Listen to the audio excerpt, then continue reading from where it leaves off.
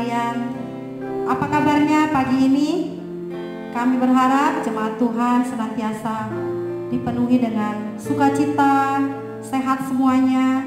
Kita senantiasa bersyukur Tuhan pelihara hidup kita.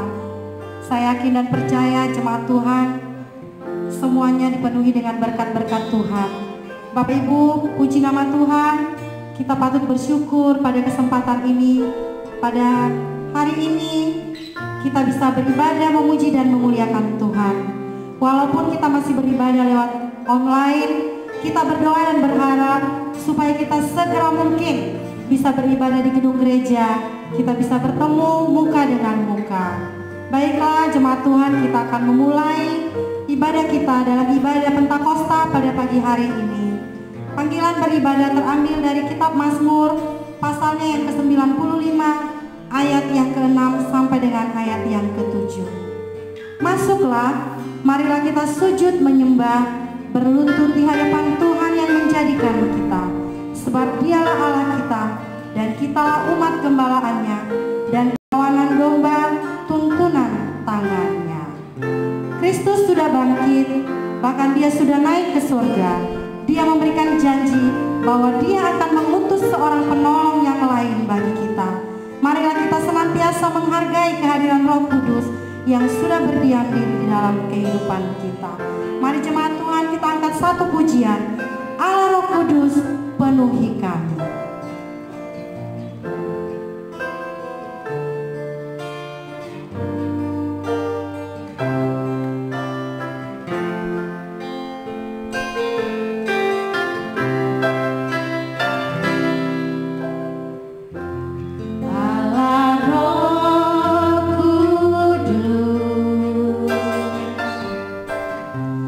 Penuhi kami.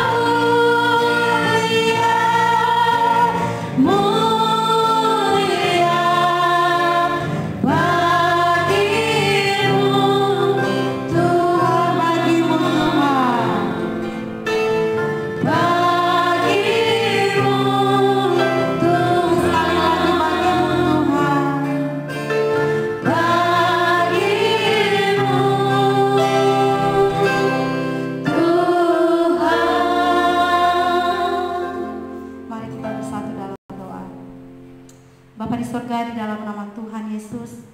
Bapa yang baik, segala puji dan syukur kami naikkan kepada Tuhan pada pagi hari ini.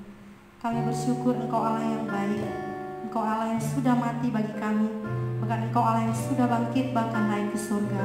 Terima kasih Tuhan untuk kebaikan-Mu dalam kehidupan kami. Kami bersyukur Tuhan untuk setiap yang sudah Tuhan lakukan bagi kami. Terima kasih Tuhan untuk setiap kami hamba-hamba Tuhan yang melayani Engkau pada pagi hari ini. Kiranya Tuhan menolong kami, Tuhan memakai kami, supaya kami Tuhan sungguh-sungguh menjadi berkat bagi jemaat Tuhan yang ikut beribadah bersama dengan kami.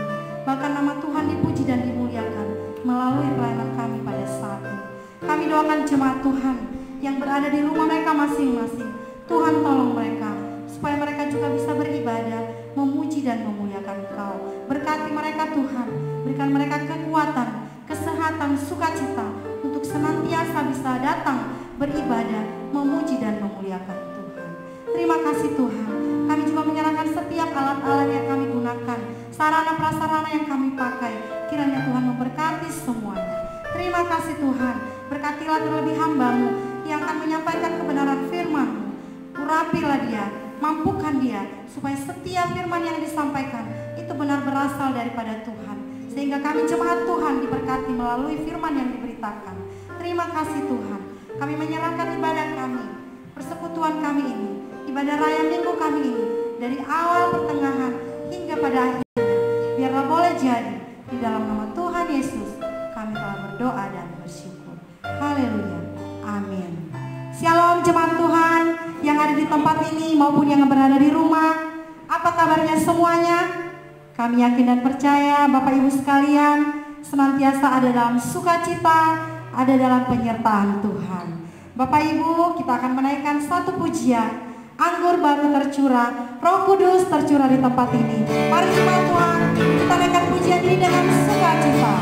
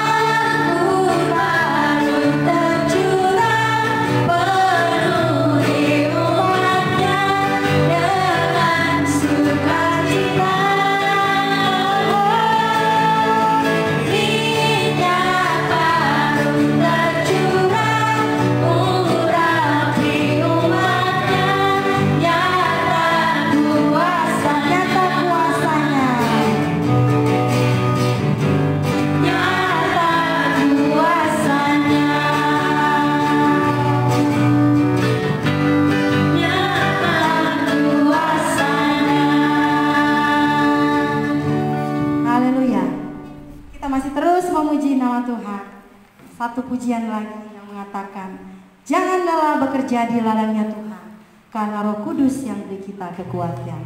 Mari Bapak Ibu, jemaat Tuhan, kita naikkan pujian ini. Janganlah bekerja di ladangnya Tuhan.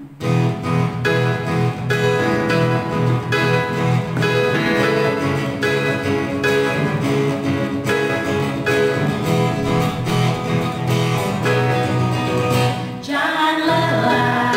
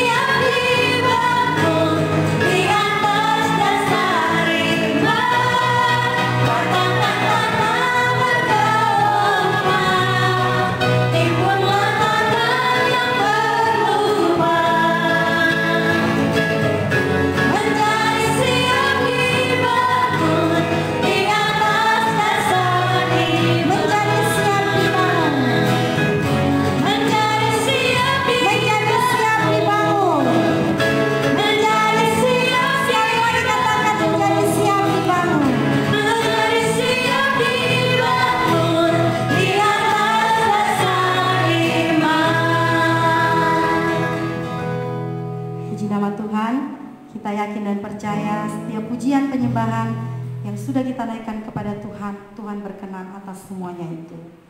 Bapak Ibu jemaat sekalian, pembacaan firman Tuhan pada pagi hari ini terambil dari Kisah Para Rasul pasalnya yang kedua, ayat yang pertama sampai dengan ayatnya yang ke-11. Mari Bapak Ibu sekalian yang berada di rumah, saya akan membacakannya buat kita sekalian. Demikian bunyi firman Tuhan. Ketika tiba hari Pentakosta, semua orang percaya berkumpul di satu tempat. Tiba-tiba turunlah dari langit suatu bunyi seperti tiupan angin keras yang memenuhi seluruh rumah di mana mereka duduk. Dan tampaklah kepada mereka lidah-lidah seperti nyala api yang bertebaran dan hingga pada mereka masing-masing. Maka penuhlah mereka dengan Roh Kudus, lalu mereka mulai berkata-kata dalam bahasa-bahasa lain seperti yang diberikan oleh Roh itu kepada mereka untuk mengatakannya. Waktu itu di Yerusalem diam-diam orang-orang Yahudi yang saleh dari segala bangsa di bawah kolong langit. Ketika turun bunyi itu, berkerumunlah orang banyak. Mereka bingung karena mereka masing-masing mendengar rasul-rasul itu berkata-kata dalam bahasa mereka sendiri. Mereka semua tercengang-cengang dan heran lalu berkata, "Bukankah mereka semua yang berkata-kata itu orang Galilea? Bagaimana mungkin kita masing-masing mendengar mereka berkata-kata dalam bahasa kita sendiri, yaitu bahasa yang kita pakai di negeri asal kita? Kita orang Partia, Media, Elam, penduduk Mesopotamia, Yudea dan Kapadokia, Pontus dan Asia, Frigia dan Pamfilia, Mesir dan daerah-daerah Libya yang berdekatan dengan Kirene, pendatang-pendatang dari Roma, baik orang Yahudi maupun penganut agama Yahudi, orang Kreta dan orang Arab. Kita mendengar mereka berkata-kata dalam bahasa kita sendiri tentang perbuatan-perbuatan besar yang dilakukan Allah." Demikian pembacaan firman Tuhan pada pagi hari ini. Kita akan diberkati melalui pemberitaan firman Tuhan yang akan disampaikan oleh gembala sidang kita. Namun sebelumnya kita angkat satu pujian. Roh Allah yang hidup penuhiku, Roh Allah yang hidup pulihkanku. Mari Bapak Ibu dengan sikap kerendahan hati, kita siapkan hati kita untuk siap diberkati melalui kebenaran firman Tuhan pada pagi hari ini. Kita angkat pujian, Roh Allah yang hidup penuhiku.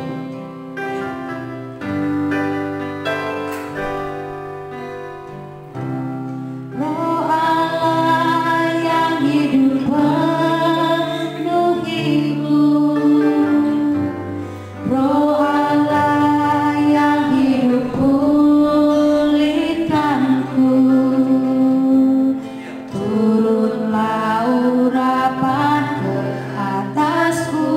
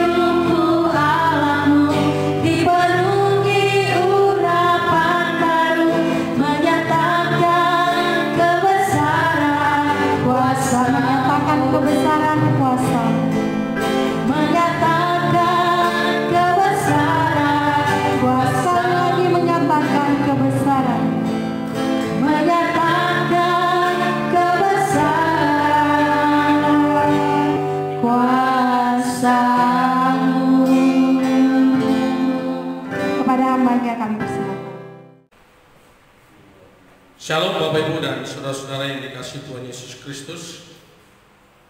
Mari kita menghadap Tuhan dalam doa. Bapa di surga, kami mau belajar firman Tuhan dalam kesempatan hari bersejarah ini, yaitu hari Pentakosta, peringatan hari Pentakosta. Gereja-gereja memperingati hari pencurahan Roh Kudus. Dan kami pun dalam gereja baptis juga melaksanakan ibadah dalam ibadah minggu ini. Dan kami berdoa biarlah setiap puji-pujian dan firman Tuhan yang kami sampaikan, biarlah Roh Kudus bekerja dan kami terberkati olehnya. Pakai hambamu dalam mengkomunikasikan firman pada pagi hari ini dari awal pertengahan hingga selesai.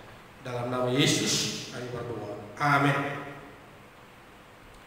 Bapak Ibu dan saudara-saudara yang dikasihi oleh Yesus Kristus, firman Tuhan yang menjadi perlindungan bagi kita dalam kesempatan ibadah hari Minggu yang sekaligus juga adalah peringatan hari Pentakosta. Hari Pentakosta adalah hari di mana bangsa Israel memperingatinya paling tidak dalam 3 pengertian. Ya, pengertian yang pertama memperingati peristiwa di mana Allah memberikan hukum Taurat kepada Musa di Gunung Sinai. Yang kedua, memperingati kebaikan Allah di dalam kehidupan bangsa Israel, khususnya dalam hasil panen yang mereka alami. Lalu kemudian yang ketiga, ada suatu persembahan buah suruh. Ada semacam persembahan buah suruh yang diberikan oleh bangsa Israel sebagai bukti atau tanda kepemilikan Allah atas hasil panen yang diberikan Tuhan kepada bangsa Israel. Dan saudara-saudara yang dikasihi oleh Tuhan Yesus Kristus, Pentakosta dalam Alkitab, Kisah Para Rasul, adalah peristiwa pencurahan Roh Kudus. Hari di mana orang-orang Yahudi atau katakan orang-orang Israel memperingati Pentakosta seperti yang tadi saya kemukakan di awal, saudara-saudara, dalam 3 pengertian tadi. Tetapi Tuhan dalam kemahakuasaannya menggunakan momentum ini juga, saudara-saudara, menjadi peristiwa di mana terjadi pencurahan Roh Kudus sebagaimana yang dijanjikan oleh Tuhan Yesus. Saudara-saudara, ketika dia berkata kepada murid-muridnya, pergilah ke Yerusalem dan menantikan, aku akan mengutus Roh Kudus. Saudara-saudara, ini adalah peristiwa yang dialami oleh bangsa Yahudi, lalu kemudian murid-murid yang menerima Roh Kudus dalam peristiwa Kisah Para Rasul pasal 2 ini. Nah, saudara-saudara yang dikasihi oleh Tuhan Yesus Kristus, secara hurufiah,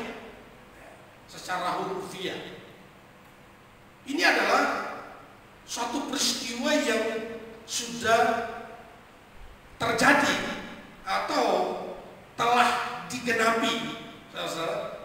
Jadi dalam bahasa Inggris itu come to an end.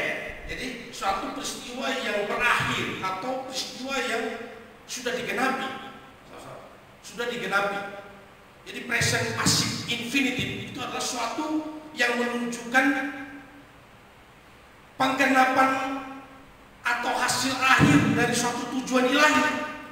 Kira-kira saudara-saudara. Jadi memang dalam memperingati peristiwa Pentakosta ini beragam gereja dalam memperingati Pentakosta. Ada gereja-gereja yang berdoa sejak kenaikan Tuhan Yesus ke surga ya. Sejak kenaikan Tuhan Yesus ke surga itu ada berdoa setiap malam ya, sampai 10 malam, dan puncaknya pada hari ini.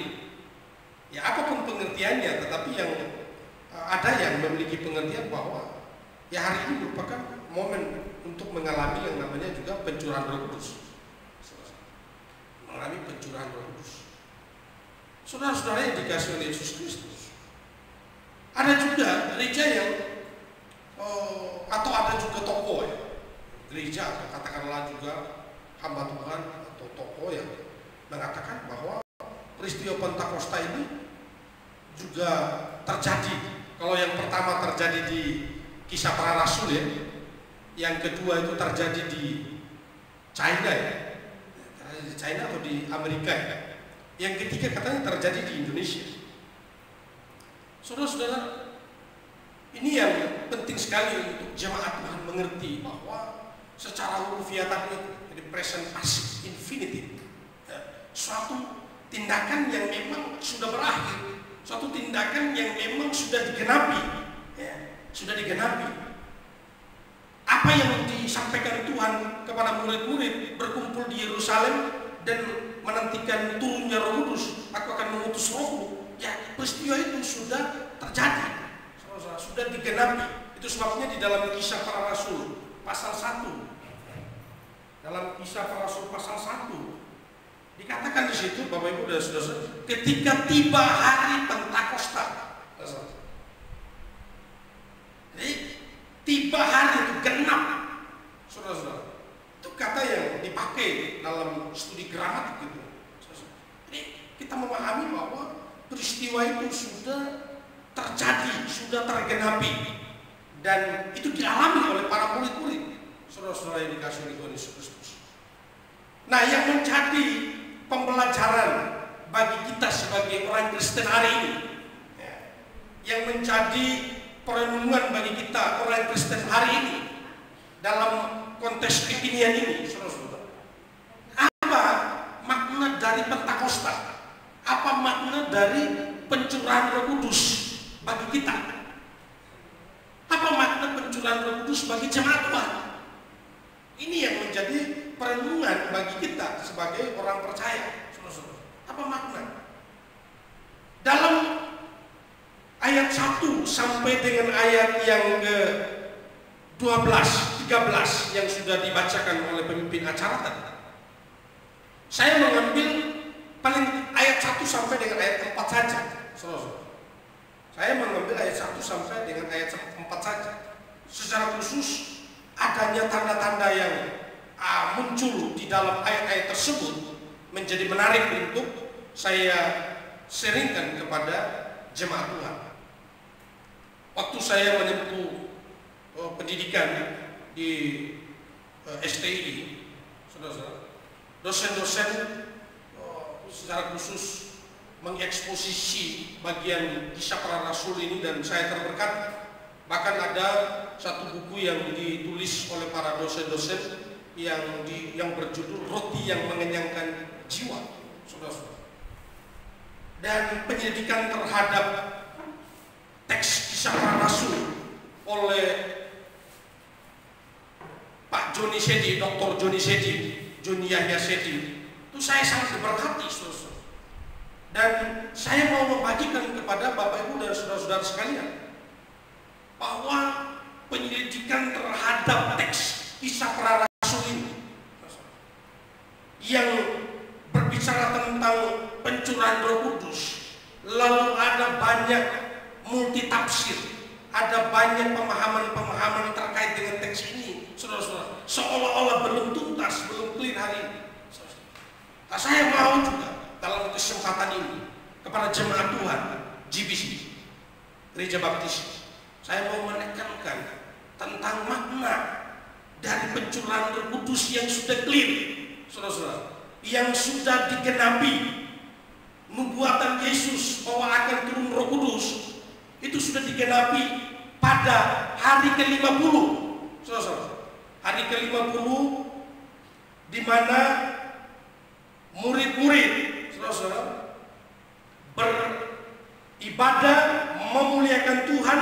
Waktu Yesus naik ke surga, mereka pulang bergembira dengan sukacita dan memuliakan Tuhan, beribadah, menantikan turunnya Roh Kudus. Pada hari ke-50 atau hari ke-10, 50 itu kalau dihitung dari kebangkitan, 40 hari masa penampakan, lalu kemudian Yesus naik ke surga, 10 hari kemudian, genap 50 hari, Bapak Ibu dan Saudara-saudara. Itu dalam pemahaman Pentakosta atau bagi kita gereja hari ini. Tetapi dalam pemahaman bangsa Israel itu berbeda, saudara-saudara. Hari minggu ke-7, saudara-saudara. Jadi Bapak Ibu dan saudara-saudara yang dikasih oleh Yesus Kristus, saya mau menekankan kepada kita sekalian, apa makna Pentakosta dalam kehidupan saya sebagai orang Kristen. Makna yang pertama dapat kita perhatikan di ayat yang ketika tiba hari Pentakosta, semua orang berkumpul di satu tempat. Ayat 2, perhatikan baik-baik. Tiba-tiba turunlah dari langit suatu bunyi tiupan angin keras yang memenuhi seluruh rumah di mana mereka duduk. Ada satu tanda yang muncul di situ, yaitu angin keras. Ada angin. Unik Bapak Ibu dan saudara-saudara. Dalam peristiwa Pentakosta, tanda pertama yang muncul adalah angin. Jadi turun bunyi tiupan angin keras. Istilah angin yang sering muncul dalam perjanjian baru. Istilah angin yang sering muncul dalam perjanjian baru itu menggunakan kata anemos.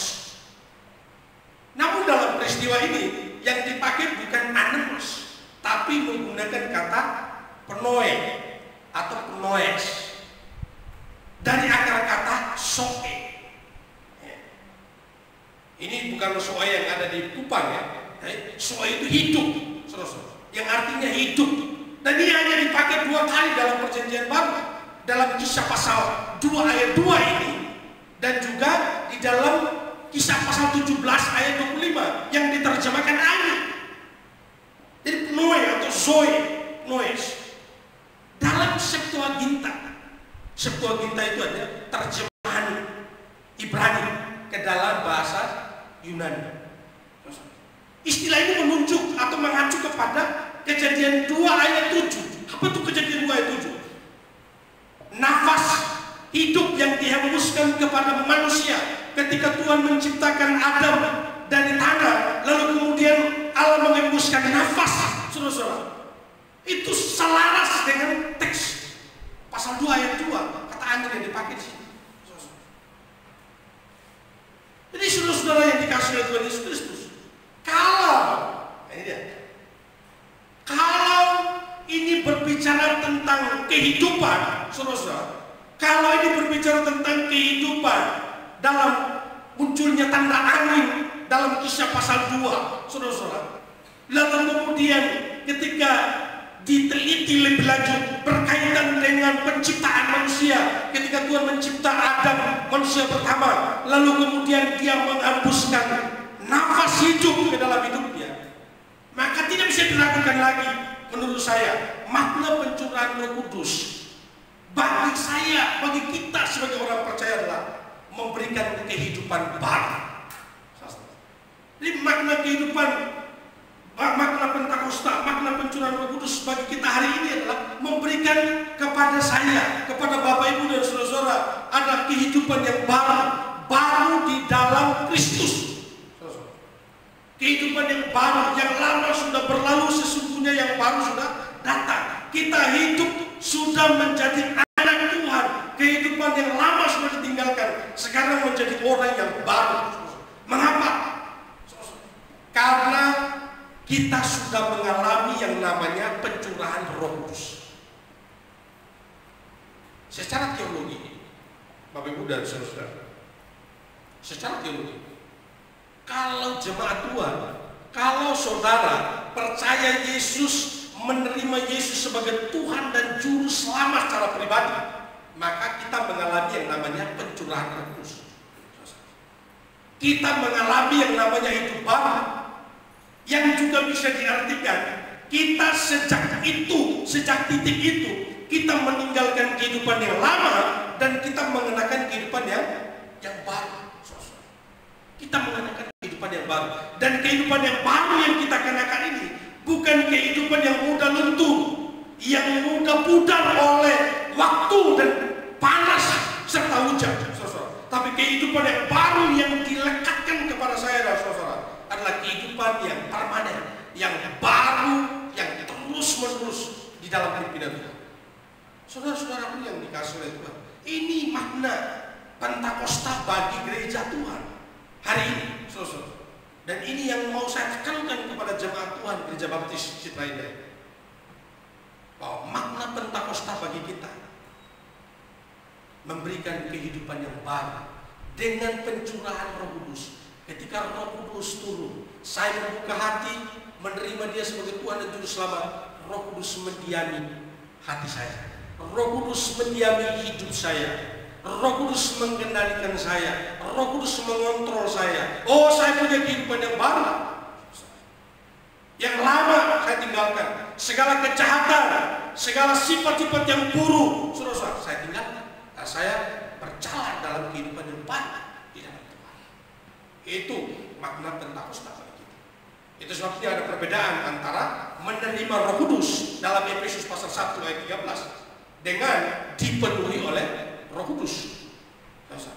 Dipenuhi oleh Roh Kudus. Kalau dipenuhi oleh Roh Kudus, kita dipengaruhi oleh Roh Kudus. Kalau kita menerima Roh Kudus, kita percaya Roh Kudus dan Roh Kudus diam di dalam hati kita. Jadi kalau Bapak Ibu dan saudara-saudara belum percaya Yesus dan belum didiami oleh Roh Kudus, hari ini buka hati, terima Dia dan alami pencurahan Roh Kudus hari ini. Buka hati, terima Yesus sebagai Tuhan dan Juru Selamat.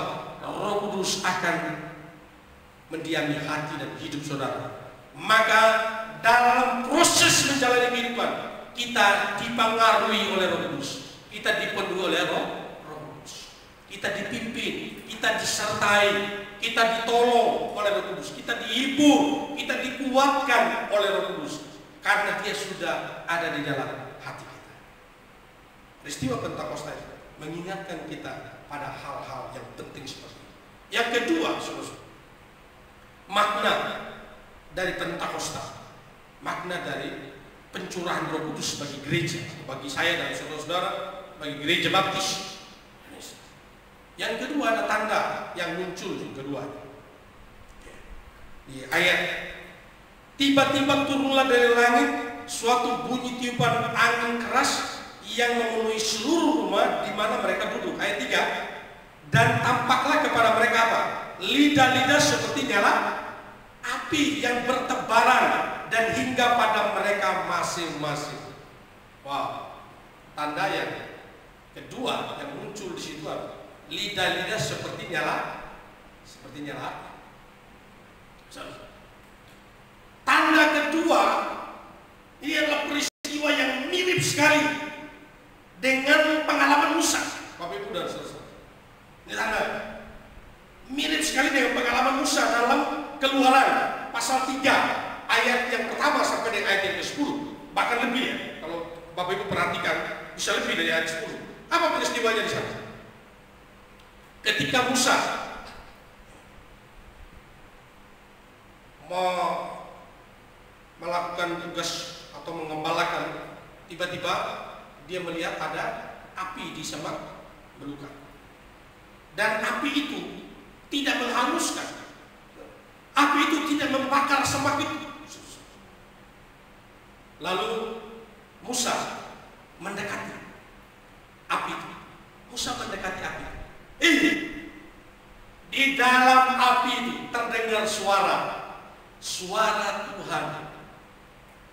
Inti dari suara Tuhan adalah Musa dipanggil untuk membebaskan umat Tuhan yang diperbudak di tanah Mesir.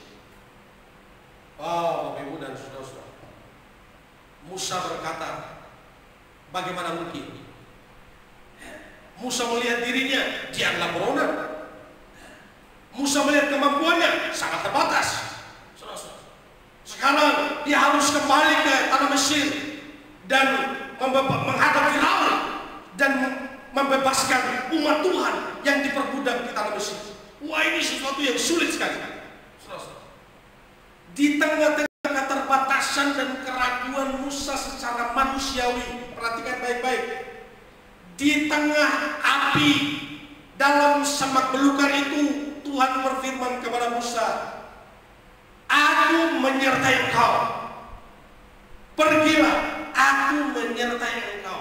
Tugas diberikan kepada Musa. Ada tugas yang diberikan kepada seorang Musa, seorang yang terbatas, seorang yang kurang bahkan menjadi buronan. Tuhan memberikan garansi penyertaan kepada dia. Aku menyertai engkau. Kalau mereka bertanya, siapa yang menyuruh engkau? Musa bertanya kepada Tuhan. Tuhan berkata, Allah Abraham, Ishak dan Yakub. Aku adalah aku.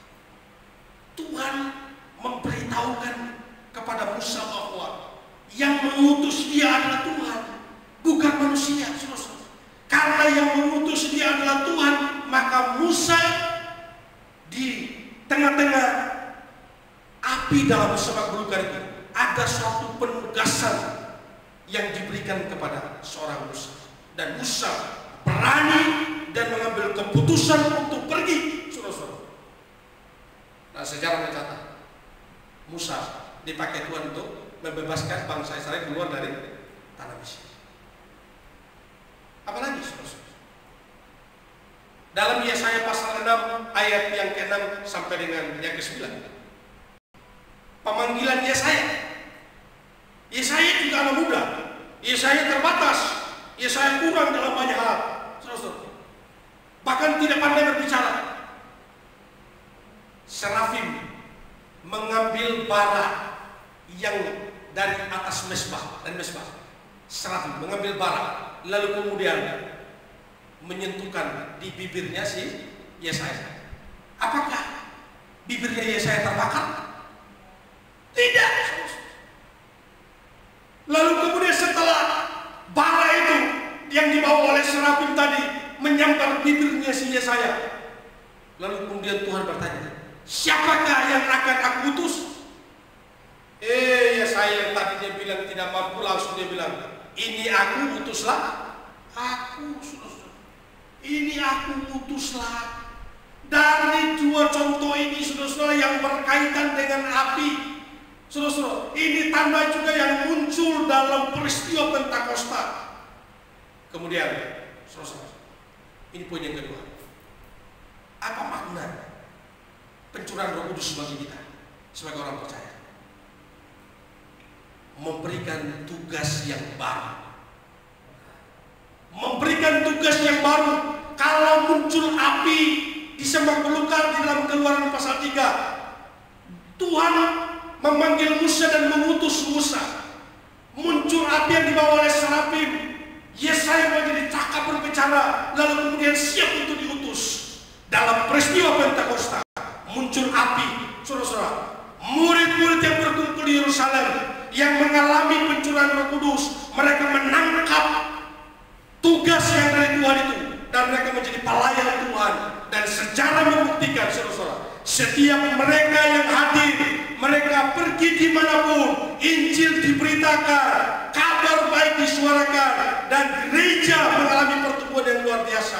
Meskipun aniaya, meskipun penderitaan ada di depan mereka, tapi karena tugas yang diberikan oleh Tuhan ini, ada garansi penyertaan Tuhan, maka murid-murid termasuk Petrus berkhotbah, ribuan orang bertobat. Thomas yang peragu tadi, sejarah juga mencatat dia pergi ke India dan dia juga berhasil melakukan pelayanan di India. Saudara-saudara, murid-murid yang lain, bahkan siapa yang mendirikan gereja di Roma, tidak ada yang bisa membuktikan. Siapa yang merintis gereja di Roma, tapi diduga kuat ada orang Roma yang hadir dalam peristiwa Pentakosta. Dimungkinkan mereka yang mengalami pencurahan Roh Kudus mendapat tugas yang baru dalam momen Pentakosta. kembali, lalu kemudian merintis gereja di Roma. Saudara-saudara yang dikasih oleh Tuhan, bagi saya dan saudara-saudara sekalian,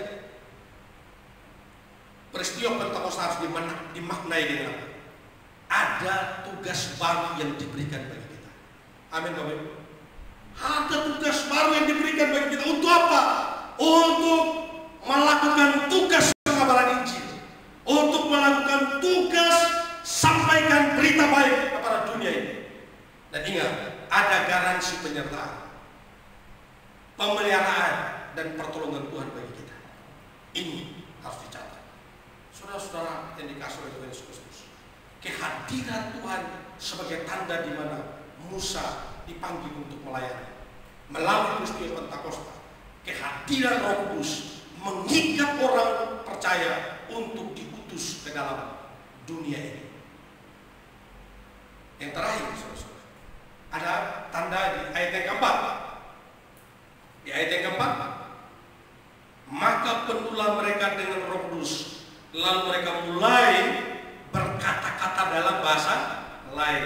Ini tanda yang seperti yang diberitakan, yang diberikan oleh Roh itu kepada mereka untuk mengatakannya. Ini adalah tanda yang muncul di ayat 4, yaitu mereka cakap berbahasa-bahasa lain. Jadi menggunakan bahasa-bahasa lain. Kemampuan para murid untuk berbicara dalam bahasa lain. Jadi saudara-saudara, di ayat yang pertama juga dikatakan di situ, orang percaya berkumpul di satu tempat. Lalu kemudian orang-orang percaya yang berkumpul di satu tempat itu dari mana saja? Kita bisa lihat di ayat bagian bawah. Ada tadi dikatakan dari Roma, dari Arab, bahkan dari Arab ada, dari Pamfilia, dari Frigia, saudara-saudara, dari Mesopotamia, ada dari berbagai daerah. Saudara, mereka kumpul di Yerusalem. Mereka berkumpul di Yerusalem. Orang-orang percaya bersatu, saudara-saudara. Ketika mereka bersatu, bahasa mereka disatukan oleh Tuhan. Bagaimana kita tahu? Orang-orang yang ada di situ heran kalau baca ayat selanjutnya kan, jangan-jangan mereka mabuk. Mereka kok bisa menggunakan? Bukankah mereka orang Pamfilia? Bukankah mereka orang Mesopotamia? Kok mereka bisa menggunakan bahasa kita? Jangan-jangan mereka mabuk. Lalu kemudian Petrus bangkit. Mereka tidak sedang mabuk, tapi Tuhan bekerja. Saudara-saudara yang dikasih oleh Tuhan, ini yang saya sebut dengan mempersatukan orang percaya. Mempersatukan orang percaya. Jadi makna pencurahan Roh Kudus adalah adanya kesatuan saya dan saudara sebagai orang percaya, kita disatukan. Beda sekali kalau saudara perhatikan peristiwa yang di dalam Kejadian pasal 11 itu. Kejadian pasal 11 itu berbicara tentang Menara Babel.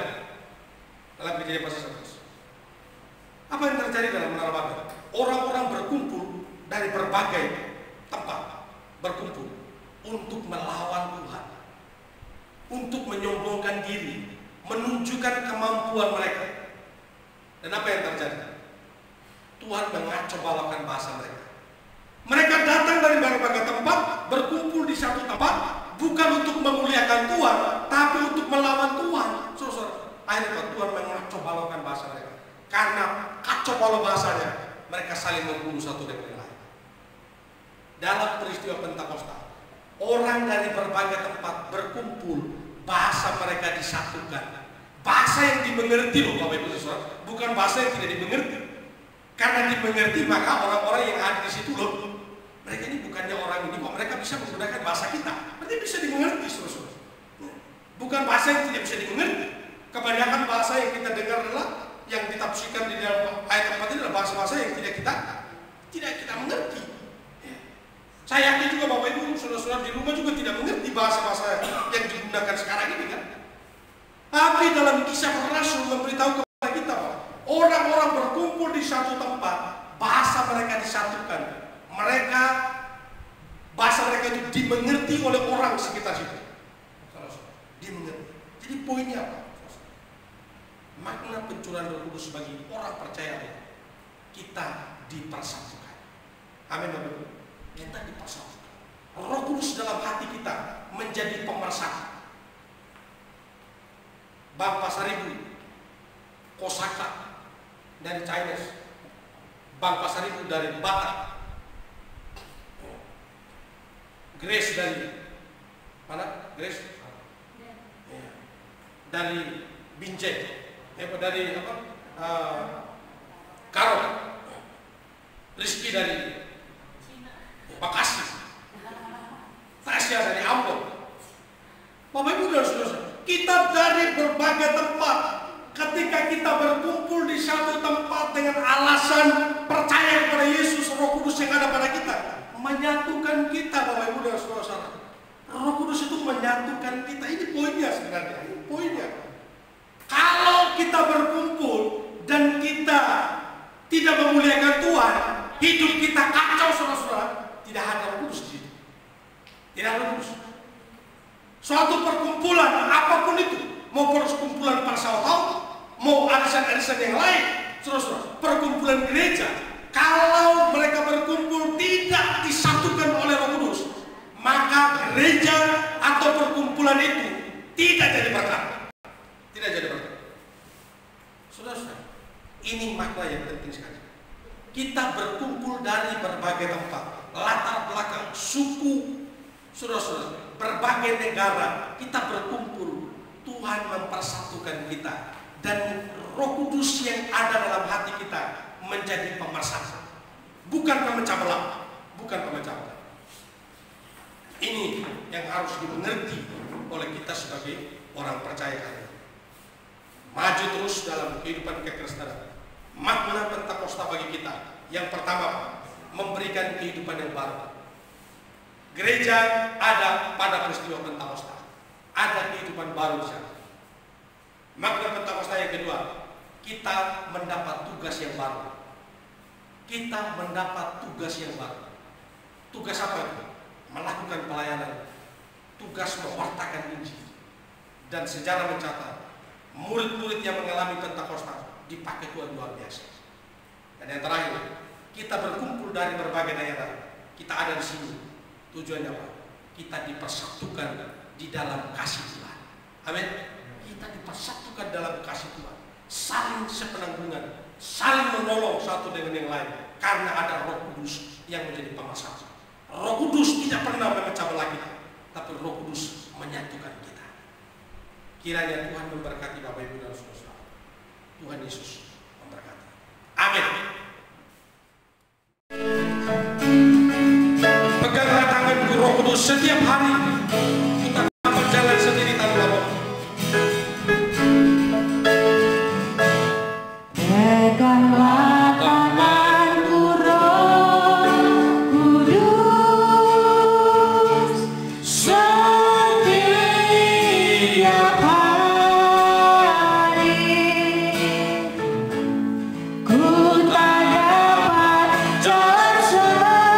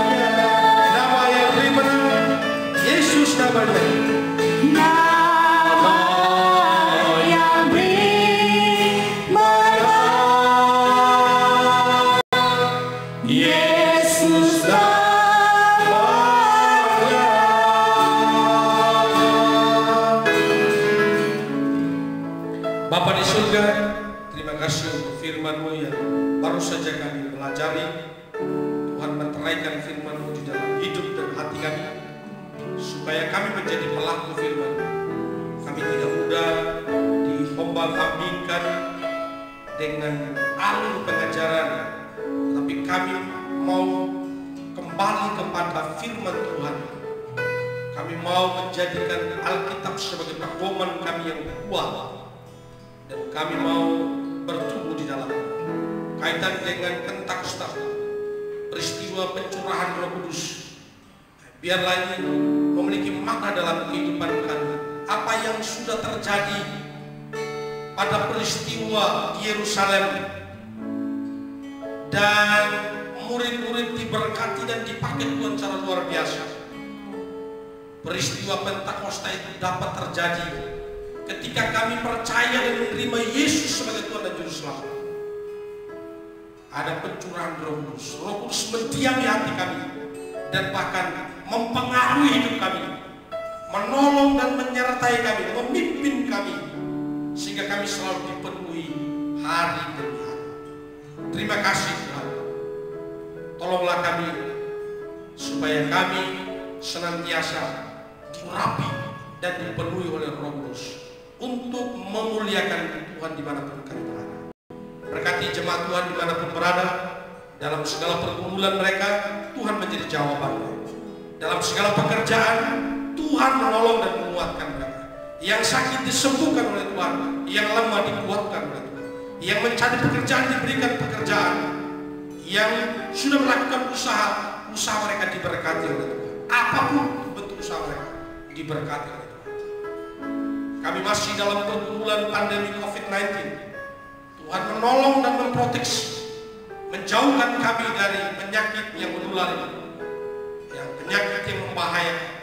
Kami berdoa biarlah pemerintah dipakai oleh Tuhan, setiap pihak-pihak terkait dipakai oleh Tuhan, supaya dapat menekan penyebaran pandemi COVID-19, sehingga virus ini tidak merajalela bagi penduduk Indonesia yang banyak. Kami doakan yang sudah kena, biarlah Tuhan sembuhkan mereka, Tuhan pulihkan mereka, hiburkan keluarga yang mengalami kehilangan atas penyakit ini. Dan kami berdoa tenaga medis, semua perawat dipakai Tuhan untuk menjadi saluran berkat dalam menolong setiap penderita COVID-19. Kami rindu penyakit ini berakhir, dan semua rakyat Indonesia, bahkan dunia, dapat kembali beraktivitas seperti sedia kala. Dan tolong kami Tuhan, jikalau pada bulan Juni, Juli, dan seterusnya, jemaat Tuhan akan kembali melakukan aktivitasnya. Dan biarlah kami berdamai dengan COVID ini. Tuhan menolong dan menguatkan, memproteksi Tuhan dimanapun berada. Di dalam rumah, di luar rumah, dijaga dan dilindungi oleh Tuhan. Protokol yang ada diikuti dengan baik, dengan cermat dan hikmat Tuhan. Kami percaya bahwa kami menikmati kehidupan yang Tuhan percayakan, dan kami selalu bersyukur di dalamnya. Ini doa kami Tuhan. Kami serahkan pergumulan gereja. Tuhan berkati gereja dengan segala kebutuhan-kebutuhannya. Tuhan cukupkan semuanya. Kami bersyukur untuk gedung ini. Kami bersyukur untuk alat-alat yang kami pakai. Semuanya Tuhan memberkati. Dan kami rindu Tuhan, kekurangan-kekurangan yang ada Tuhan lengkapi dengan cara Tuhan, sehingga kami dapat menikmati ibadah ini dengan baik. Terutama juga untuk IMB yang kami terus doakan, biarlah dapat terrealisasi meskipun dalam situasi yang sulit.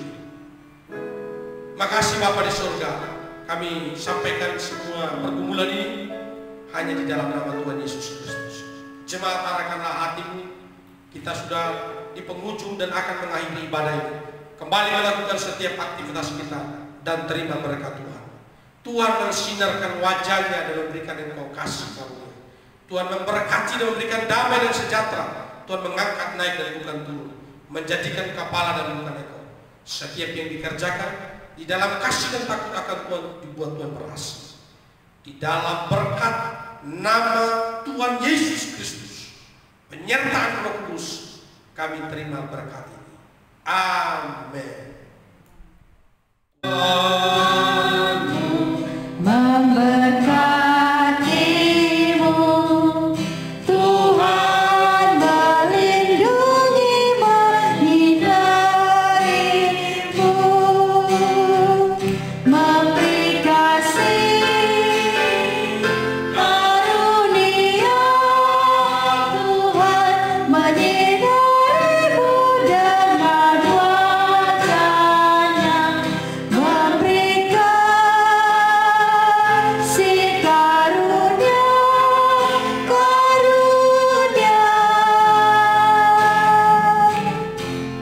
damai sejahtera diberi Tuhanmu.